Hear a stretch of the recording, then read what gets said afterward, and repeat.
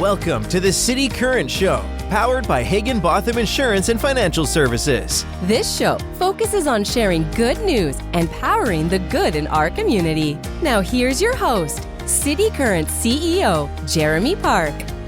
Welcome to the City Current Show, powered by Hagen-Botham. I'm your host, Jeremy Park. We're always honored to bring you inspiring stories of individuals and organizations making a difference and powering the good. And that's why we're excited and honored to be talking about Catholic Charities of West Tennessee. We're here with George Nixon, their executive director. How are you doing? I'm fantastic, Jeremy. Thanks for having me. Absolutely. Well, you all are doing tremendous good on so many fronts, and we have some exciting things to talk about when you say, taking hope to new heights. Literally, we'll talk about that as well, but a lot of amazing things. Let's start with some history, though, for Catholic Charities of West Tennessee. Give us some history, and then we'll dive into all the amazing things you do. Yeah, so Catholic Charities has really been right here where I'm sitting, the corner of Jefferson and Cleveland, for 50 years. When the Catholic Diocese was founded, the second action was to incorporate Catholic Charities. So really has been the heart of the church's sense of ministry to those in need. And its focus has shifted depending on the need. So at one time we were focused on helping settle immigrants, which is something we don't currently do. And our focus today is really on helping those who are homeless, helping those who are maybe close to the edge of homelessness, trying to keep them either off the streets or help keep them from falling onto the streets. Give us a little bit of the historical building too, because I think it's kind of a cool story as well. Yeah, absolutely. So the building itself was built as a Catholic school, so Sacred Heart. And then Sacred Heart Church is actually right across the street. And so we like to think, we reflect on the fact that this building has always been a source of bettering people, whether that's through education or social service. This has always been a site where people could come and receive some kind of self-improvement, some kind of self-sufficiency. Again, whether that's education or finding housing or finding food or finding clothing. This has always been a place of hope, always been a place where people can find what they need to kind of raise themselves up to the next level. Well, let's go ahead and dive into how the magic happens, because you do a lot, just as I mentioned. And so this literally in many cases starts with food and opening the door to a relationship. And as you mentioned, working with those who are homeless or on the edge, close to being homeless, 180 almost a day. So talk about where it starts for Catholic Charities of West Tennessee. Yeah, so you wouldn't expect, at least I didn't expect it until I started working here, that a homeless also needs you to build rapport with them. If you're going to help them, if you're going to help them find services, that doesn't just, you don't say, hey, I can help you out. It kind of freaks people out, right? What do you mean? So you need to build rapport, you need to build trust. Especially for people whose lives may have been a string of bad mishaps and things that have happened to them, or been betrayed in different ways, whatever it is. But there's a need to build trust. So we do that on our front porch. Our front porch really faces Cleveland, and we open that up at 8 a.m. every morning. We provide a bagged lunch, which is enough if you had to. If that was going to be your only meal for the day, there's enough calories in there to carry you through. Hopefully it's just your breakfast and lunch. We also provide coffee.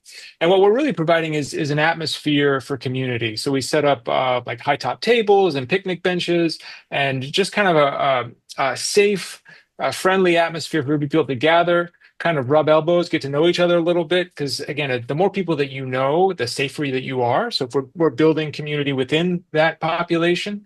And then at the same time, they're getting to know us. They're getting to know that we're consistently there to serve them. Again, rain or shine, snow or sleet, like we're there. And what that does is that gradually turns into a conversation about what they need, right? It could be the next thing they're asking for is some clothes, right? And then that could turn into a conversation of, well, what other services are available to me, right? And that usually leads from our front porch to inside the building, which is intake for housing and other support services. So it all starts right there, and very, very human, very Christian, kind of, right? It all starts around a meal, right? It's kind of sharing of a meal together. And then that leads to just everything else that comes from just two humans sitting down, getting to know each other. What's your need? How can I help? Let's go on to the next thing. Yeah, and I Yeah. think it's a powerful sense. I mean, I've seen it obviously firsthand, but to see them building community, to be able to build a community, to build the trust, like you're talking about, to then Mhm. be able to pour in. It's also a lot of small things that I think are very strategic, but make a big difference. Things like having obviously access to bathrooms, and also Mhm. to ability to fill up water bottles and have, Yeah. water right there, easily accessible. So talk about some of those small things that strategically do make a big difference. Yeah, I mean, so you mentioned a few of them. I think one is just making sure we have space. So it's not just like a show up, get your bag, and hit the road. It's a show up, get your bag, and sit down. Right? It's you. There's plenty of space there. It's kind of protected. Kind of feel like when I'm in here, nothing bad's gonna happen. If there ever is a kind of skerfuffle, we got security to kind of like say, okay, move along, let's break that up, whatever. So there is a kind of there's a sense of safety that I think is critical. That has to be there first, right? So that's strategic, that this is a place where you can relax. This is a place where you can feel safe. And so that then you can start to share a little bit about yourself, can again have those human interactions over a meal. You mentioned the bathroom is a place to take care of what you need to take care of in the morning, and then water bottles and so on. We also just recently started a shower ministry, so it's attached. It's kind of connects to our front porch, and then it kind of wraps around the building. And so we're opening that to men on Tuesdays and women on Wednesdays. Right now, because of just the volunteers, we've only been able to get that started for once a month. But we are exploring different ways to either increase those volunteers, or even my personal dream is that that community itself can run that. We have plenty of regulars who come by who would be certainly able to volunteer and run a ministry. So we're exploring that as well, as why can't they run their own ministry? It makes sense to me. So a lot of little details there that really create this as a place of safety first, I think, and then additionally a place of community. And then we build from there. This will kind of wrap into some of the many ways people can help through volunteerism, that being one of them. But you also mentioned clothes. And so once you build that relationship and you have that trust, opening these doors to other ways you can pour into them, including clothing and obviously finding homes as well. So talk about the clothing side of this, because you literally have a clothing area, that accepts donations, a clothing closet, and you have one Mhm. that you're able to help immediately. And then women and children can shop with dignity as well, which is really cool. Yeah, absolutely. So we have predominantly on our front porch, we see about a little over 90% men. It's mostly men who come to our front porch. So every Wednesday we basically take orders for clothes. So we're handing out about maybe 600 items of clothes a week. So our inventory is just constantly turning over with donations and donations, which is wonderful. We basically, they tell us what they need, we write it down, we have a whole system running through the back to get everything and bring it back out to them. So that's how clothes are passed out, mostly to men on the front porch, though we do see some women there, and we're able to help them as well. But our clothing closet that you mentioned is in the neighboring building of ours, which is in the basement, and it's really set up like a department store. So you'll see like department store racks and even kind of different sections. There's a section for children, a section for women, and what that setup is really, like you said, to support like the dignity of choice, right? Like any of us, if we're going to wear clothes, I prefer it be clothes that I picked out, right? My mother stopped picking my clothes out a long time ago.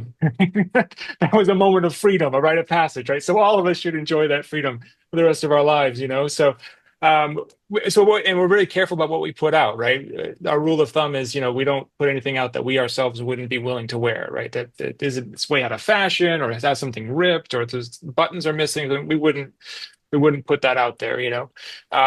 So 4 times a year, people can make an appointment and come through. So seasonally, they can come through and kind of update their wardrobe, pick out nice things.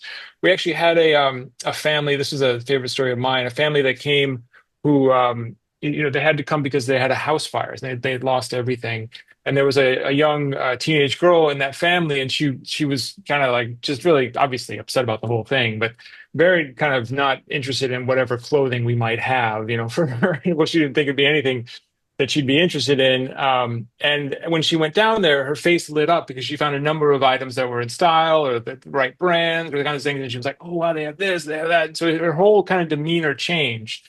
And in that moment, I think she'd forgotten about everything else, right? I mean, just even if it was just that moment of relief that, hey, there is something here that I value and that I feel valued, and things are going to be okay ultimately, like a sense of hope that we're trying to provide. So just that moment to me sticks out. But we see that constantly, people surprised at what, people's charity brings them. I hope that listeners and viewers are already thinking like, okay, I can help with meal prep and cooking and Mm, serving mm, meals, and I can help with clothing donations and also diapers and things like that that yep. are in need as well. So there's a lot of ways that people can get plugged in with In Kind, which we'll talk about in more detail here in a second. The other thing that when you talk about emergency services, homeless support, community support, you also do a number of things where cars can come through and receive, boxed food. So talk about some of the other things that you all do that are very unique. Yeah, absolutely. So if you think of our front porch, as we talked about, is those food bags for the homeless. Another, food need is those who do have homes and yet are struggling to pay the rent or pay the utilities, right?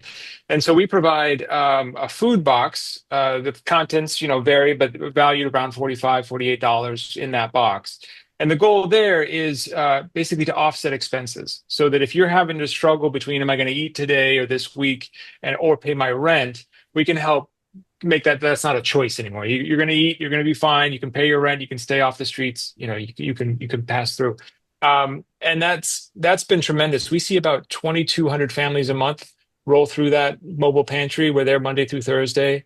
We do it varies depending on availability, but usually 100 to 150 boxes a day, and it's tremendous to see. We recently have been doing our annual survey where we survey those who are coming through, and I gotta tell you, it's heartbreaking. I did them on Monday. You like, one of the questions is, did anybody in your household have to go hungry in the past month because of lack of food? And almost to the person, yes. You know what I mean? Like, okay, how many times? 2, 3 times? Like, not someone's missing a meal. I'm talking about like a whole day that you've gone without food. You don't. I don't know. You almost like you don't believe it till you see it, right? Until you hear it, and you look them in the face, and you know that that's what's going on in their life, and it's shocking. But then this food box, what it means and how important it is. So yeah, it's a tremendous ministry and really needed. You mentioned obviously the goal is to really help kind of navigate through a very holistic approach, like we're talking about, to be able to help those go from homeless to having a home, right? And so, talk about that aspect, because this will lead us to Hope Heights and the many things that you all are doing to take a collaborative approach to make sure that these individuals have everything they need kind of in one place as they start looking at everything from mental health, physical health, medical checkups, vision, like all these things that play an important role in the health, but obviously the opportunity to have a successful life. Talk about that path to getting people, a home and what that looks like in terms of collaboration. Absolutely. So one of the things that when I first started here, and I started in October, one of the first things that was presented to me was the challenge of, what is your poverty fighting impact? And Memphians may be familiar with Slingshot Memphis, but that challenge came from them. You're like, what is it? How do you understand your poverty fighting impact? You do a great job feeding people. You do a great job clothing people. You do a great job sheltering people. But how, in that bigger picture, how are you fighting poverty? And the answer, we did a lot of soul searching and talking to other agencies and kind of thinking about all that. And the answer really is that when people come to us, they're coming to us in crisis. And through encountering our services and our spirit, they have a sense that, hey, with some assistance, I can change my path. I have the ability to kind of take ownership of my life and move it forward in some way, which is wonderful. We were able to instill that sense of self-efficacy, but what we need then is for them to have that next step. We can take them up the first 3 steps. Okay, I'm fed, I'm clothed, I have shelter. Okay, great. Now what, right? And so we're not focused on doing the next step ourselves, but partnering with others who can provide that next step. And our dream is to have it all under one roof, right? And so when we talk about Hope Heights, it's really going up these steps of going higher and higher. So we're looking for partners that can help us with optometry, who can help us with mental health, who can do clinical supports, right? Who can do financial education, who can do job training. But it would all be in this one location, so that while we do our part of kind of helping them up those first 3 steps of I can change my path with assistance. Once they have that sense of self-efficacy, now they have, well, now I can go here, and now I can go here, and now I can go there. And so that journey can all happen right here. And with partners, it can all be possible. And literally, you've got this mapped out. You have the partners and all these, amazing collaborators in place. And Yeah. so you're bringing this to life, which leads us to how can the community help? Because obviously, as we've woven in volunteerism, in-kind donations, obviously financial contributions to be able to bring Hope Heights to life. Talk about the many ways the community can support Catholic Charities of West Tennessee. I mean, all of the above for sure, right? I think what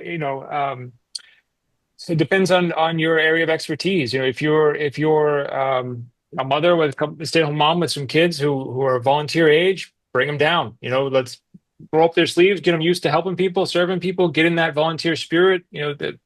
Let's get into it. If you're a person who's running a business, there are probably a lot of ways that we could collaborate, especially if you are around food or clothing, those kinds of areas. If you're a foundation and you're looking for ways to help Memphis kind of keep moving higher, well, we think we're building something pretty substantial with Hope Heights that not just benefits our neighbors in need who we love, but benefits the entire city. So I think it really just depends on where you're coming from, and everybody has something to offer and something to give. And so, yeah, if you're interested in helping, there's a place for you here. I would put that simple. And I would also say, too, just like myself, to go in and take a tour to see it firsthand, to meet your team and to see it really does bring a very different perspective in terms of how you're doing it, the relationships formed, and ultimately, just like we're talking about with Hope Heights, the collaborative spirit of being able to really, help lift. And so carry that into contact information. Where do we go? Website, phone number, social media. Where do we go to carry this conversation forward and connect with you and your team at Catholic Charities of West Tennessee? Yeah, absolutely. The easiest place is always the website, the central hub, ccwtn.org. You'd find all of our socials there. Our team members, our board members, everybody that you would need to know. Some of them you may know. I've found that Memphis is an incredibly tightly knit place. Usually, I actually just stopped for barbecue real quickly, and I saw somebody behind. I was like, oh, I know you. So it's an amazing place. For that reason. So I have no doubt you go to our website, you're going to see somebody and getting involved is as easy. You can actually email volunteer@ccwtn.org, and our community engagement team would love to hear from you and plug you in wherever you want to be. Well, George, thank you for all you and your amazing team do to power the good. Thank you for coming on the show. Thank you, Jeremy. It's been a real pleasure. Thank you. Higginbotham Insurance and Financial Services is proud to power the City Current Show. We're a people-first company that protects what matters most, the families, businesses, and trailblazers that keep our community going. As one of the nation's top independent insurance firms, Higginbotham is a single-source solution for business insurance, employee benefits, HR services, and personal insurance that's customized for you. We're here to serve you, the people you care about, and your community. Call 866-377-1959 or visit higginbotham.com.